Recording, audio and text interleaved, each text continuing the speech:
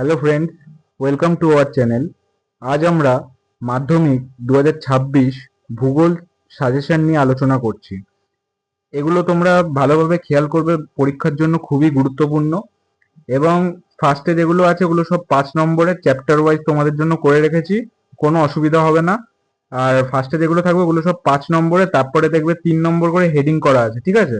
এখানে শুধু 5 আর 3-এর কোশ্চেন তোমাদের জন্য আমরা রেডি করেছি। তো চলো শুরু করা যাক। 1 নম্বর, নদীর ক্ষয়কার্যের ফলে গঠিত ভূমিরূপগুলি চিত্রসহ বর্ণনা করো। 2 নম্বর, বায়ুর ক্ষয়কার্যের ফলে গঠিত প্রধান ভূমিরূপগুলি চিত্রসহ বর্ণনা করো। 3 নম্বর, শুষ্ক অঞ্চলে বায়ু ও জলধারা মিলিত কার্যের ফলে সৃষ্ট ভূমিরূপগুলি চিত্রসহ বর্ণনা করো। 4 নম্বর, হিমবাহ ও জলধারার মিলিত ক্ষয়কার্যের ফলে সৃষ্ট প্রধান ভূমিরূপগুলি চিত্রসহ বর্ণনা করো। মধ্যগতিতে নদীর ক্ষয়কার্যের ফলে গঠিত ভূমিরূপগুলি চিত্রসহ বর্ণনা করো। এই হচ্ছে আমাদের চ্যাপ্টার 1-এর 5-এর পুরো কোশ্চেন। এবার দেখো 3 নম্বরের। 3 নম্বরে কি আছে? মরু অঞ্চলের বায়ুর কাজের প্রাধান্য দেখা যায় কেন? 7 নম্বর, সমুদ্র বায়ু ও স্থলবায়ুর মধ্যে পার্থক্যগুলি আলোচনা করো। 8 নম্বর, নদীর মোহনায় বদ্বীপ কেন গড়ে ওঠে ব্যাখ্যা করো। 9 নম্বর, নদীর বহন কার্যে 3টি প্রক্রিয়া ব্যাখ্যা করো। 10 নম্বর, ইয়ারদাং ও বারখানের মধ্যে প্রভেদ কি? অনুদৈর্ঘ্য ও বারখান বালিয়াড়ির মধ্যে পার্থক্য লেখো। 12, উপনদী ও শাখা নদীর মধ্যে পার্থক্য লেখো। এবার দেখো আমাদের চ্যাপ্টার 2-তে কি আছে? 1 নম্বর, বায়ুমণ্ডলীয় উষ্ণতার তারতম্যের প্রধান কারণ ব্যাখ্যা করো। 2, বিশ্ব উষ্ণায়নের কয়েকটি প্রভাব লেখো।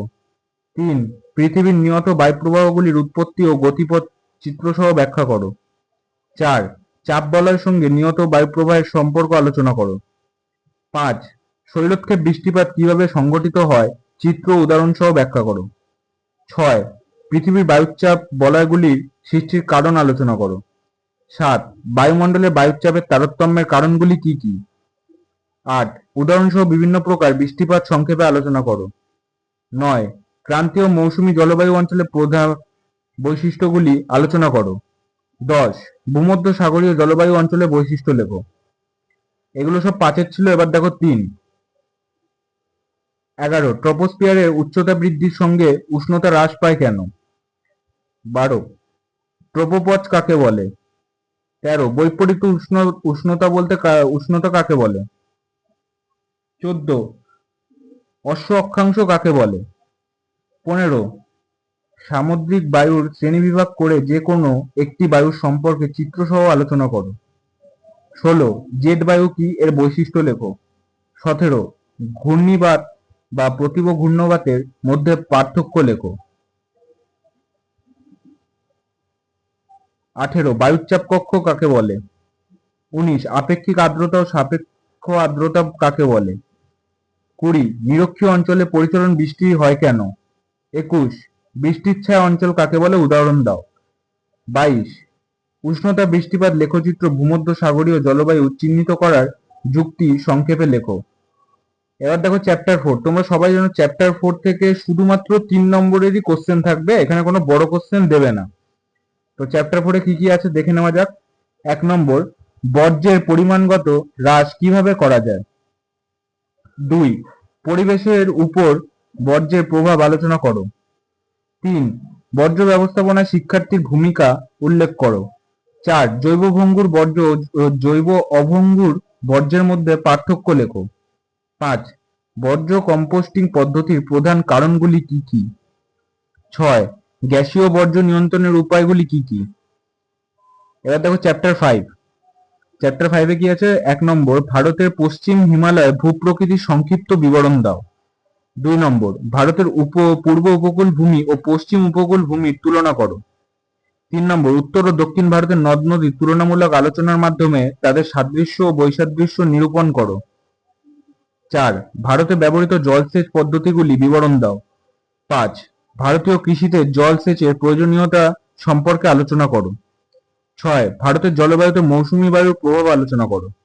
7, ভারতের দক্ষিণ পশ্চিম মৌসুমী বায়ুর প্রভাব আলোচনা করো। 8, ভারতের পলি মৃত্তিকার প্রধান বণ্টন, সৃষ্টি ও বৈশিষ্ট্য আলোচনা করো। 9, ভারতের 2 প্রকার স্বাভাবিক উদ্ভিদ অঞ্চলের বণ্টন ও বৈশিষ্ট্য আলোচনা করো। 10, ভারতের স্বাভাবিক উদ্ভিদের বণ্টন জলবায়ু দ্বারা কিভাবে প্রভাবিত হয় তা আলোচনা করো। 11, ভারতের ক্রান্তীয় চিরহরিত অরণ্য ও ক্রান্তীয় মরু উদ্ভিদের বৈশিষ্ট্যের উপর জলবায়ুর প্রভাব আলোচনা করো। 12, ভারতের জলবায়ুর বৈশিষ্ট্য লেখো। 13, ভারতের জলবায়ু নিয়ন্ত্রণের কারণ লেখো। এবার দেখো 3 নম্বরের কোশ্চেন শুরু হচ্ছে। 14, ভারতের রাজ্য পুনর্গঠনের ভিত্তি আলোচনা করো। 15, মেঘালয় মালভূমির বৈশিষ্ট্য লেখো। ভারতের প্রধান নদী গঙ্গার গতিপথ বর্ণনা করো। তারপরে দক্ষিণ ভারতের পশ্চিম বাহিনী নদীর মোহনায় বদ্বীপ নেই কেন? উত্তর ভারতের সমভূমিতে সেচ খাল বেশি দেখা যায় কেন?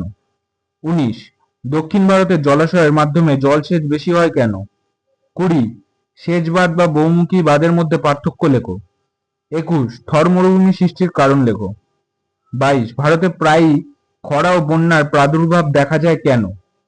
23, খাদার ও ভাঙ্গার বলতে কি বোঝায় ও তাদের পার্থক্য লেখো। 24, সামাজিক বনসৃজন কাকে বলে? 25, ভারতের চিরহরিত ও পর্ণমোচী অরণ্যের পার্থক্য লেখো। 26, ভারতের অরণ্য সংরক্ষণের উপায় লেখো। 27, ভারতের পূর্বঘাট ও পশ্চিমঘাট পর্বতমালার মধ্যে পার্থক্য লেখো। এবার দেখো চ্যাপ্টার 6, ভারতের ধান, ইক্ষু, কার্পাস ও চা চাষের অনুকূল ভৌগোলিক পরিবেশ আলোচনা করো। এগুলো আমি একসাথে দিলাম, এখানে তোমাদের আলাদা আলাদা কোশ্চেন আসবে, যেমন ভারতের ধানের অনুকূল ভৌগোলিক পরিবেশ নিয়ে আলোচনা করো, বা ভারতে ইক্ষু ভৌগোলিক পরিবেশ নিয়ে আলোচনা করো, বা কার্পাস বা চা, এরকম আলাদা আলাদা করে দিতে পারে। তোমরা চারটেই রেডি করবে, আমি এখানে সেই জন্য একসাথেই দিলাম। 2, ভারতের জনসংখ্যার অসম বন্টনের কারণ ব্যাখ্যা করো। 3, পূর্ব ও মধ্য ভারতের লৌহ ইস্পাত শিল্পের কেন্দ্রীয় ভৌগোলিক কারণগুলি আলোচনা করো। 4, ভারতের পরিবহন ব্যবস্থার গুরুত্ব ব্যাখ্যা করো। 5, ভারতের নগর গড়ে ওঠার কারণগুলিও আলোচনা করো। এই ছিল আমাদের 5 নম্বর কোশ্চেন। এবার দেখো 3 নম্বর, খারিফ শস্য ও রবি শস্যের মধ্যে পার্থক্য কি? দক্ষিণ ভারতে কফি উৎপাদন বেশি হওয়ার কারণ উল্লেখ করো। 8, সবুজ বিপ্লব বলতে কি বোঝো? 9, ভারতে কার্পাস বয়ন শিল্পের কয়েকটি সমস্যা লেখো। 10, ভারতের পশ্চিমাঞ্চলে পেট্রো রসায়ন শিল্পের উন্নতির কারণ ব্যাখ্যা করো। 11, ভারতের শিল্প গড়ে ওঠার ক্ষেত্রে কাঁচা মালের প্রভাব আলোচনা করো। 12, ভারতের আধুনিক যোগাযোগ ব্যবস্থা বলতে কি বোঝায়?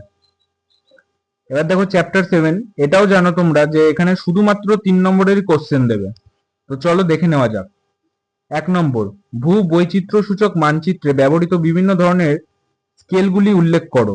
2, উপগ্রহ চিত্রের ব্যবহার আলোচনা করো। 3, ভূ বৈচিত্র্য সূচক মানচিত্র ও উপগ্রহ চিত্রের মধ্যে পার্থক্য লেখো। 4, দূর সংবেদনের সুবিধা ও অসুবিধা ব্যাখ্যা করো। 5, জিও স্টেশনারি উপগ্রহ বা সান সিনক্রোনাস উপগ্রহের মধ্যে পার্থক্য লেখো।